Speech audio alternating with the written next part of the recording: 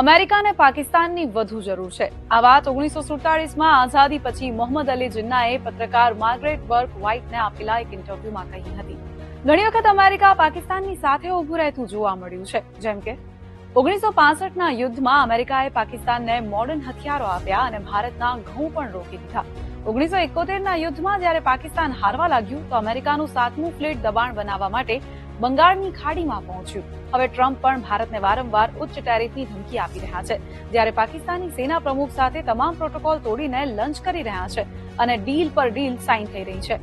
આજે મંડે mega સ્ટોરીમાં America અને પાકિસ્તાનની મિત્રતાની વાતો અને આટલા દબાણ છતાં ભારતના ન ઝૂકવાની સંપૂર્ણ કહાની જાણીશું.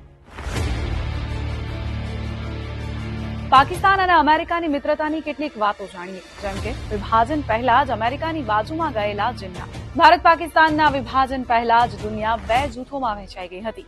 એક તરફ અમેરિકા અને બીજી તરફ સોવિયેત રશિયા. નહેરુએ તટસ્થ રહેવાનો નિર્ણય લીધો, પરંતુ જિન્નાએ આઝાદી પહેલા જ અમેરિકાનો સાથ પકડી લીધો હતો.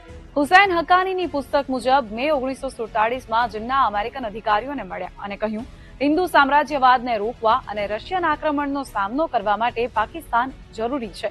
અમેરિકાએ પાકિસ્તાન પર પાણીની જેમ પૈસા વહાવ્યા. કોલ્ડ વોર દરમિયાન અમેરિકાને દક્ષિણ એશિયામાં કમ્યુનિઝમ રોકવું હતું. આ હેતુથી 1954માં સિએટો અને 1955માં સેન્ટો જેવા સૈન્ય ગઠબંધનો બન્યા અને પાકિસ્તાન બંનેનો હિસ્સો બન્યું. સેન્ટર ફોર ગ્લોબલ ડેવલપમેન્ટ મુજબ 1955થી 1970 સુધીના 15 વર્ષમાં અમેરિકાએ પાકિસ્તાનને લગભગ $21 બિલિયન એટલે કે લગભગ 1.8 લાખ કરોડ રૂપિયાથી વધુની મદદ કરી. આમાંથી $4 બિલિયન એટલે કે લગભગ 34.8 હજાર કરોડ રૂપિયાથી વધુની સૈન્ય સહાય હતી. પરંતુ 1970 પછી પરિસ્થિતિ બદલાઈ. 1973માં પાકિસ્તાન સિએટોમાંથી અને 1979માં સેન્ટોમાંથી બહાર નીકળી ગયું. અમેરિકન અલાયન્સો તેમના હેતુમાં નિષ્ફળ રહ્યા. 1965ના યુદ્ધમાં અમેરિકાએ ભારતના ઘઉં પણ રોકી દીધા.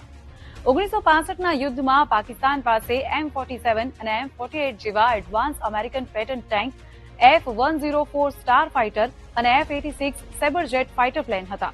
આ તે સમય હતો જ્યારે પેટ ભરવા માટે ભારતને અમેરિકાની PL-480 સ્કીમ હેઠળ લાલ ઘઉં મળતા હતા. અમેરિકાના રાષ્ટ્રપતિ લિન્ડન જોન્સને તત્કાલીન ભારતના વડાપ્રધાન લાલ બહાદુર શાસ્ત્રીને ધમકી આપી કે જો યુદ્ધ નહીં રોકાય તો ઘઉંની નિકાસ બંધ કરી દેવામાં આવશે. પરંતુ શાસ્ત્રી ન ઝૂક્યા. તેમણે દેશના લોકોને અઠવાડિયામાં એક દિવસ ઉપવાસ રાખવાની અપીલ કરી અને જય જવાન જય કિસાનનો નારો આપ્યો. અંતે સંયુક્ત રાષ્ટ્રના આખો વિડીયો જોવા માટે ડાઉનલોડ કરો દિવ્ય ભાસ્કર એપ.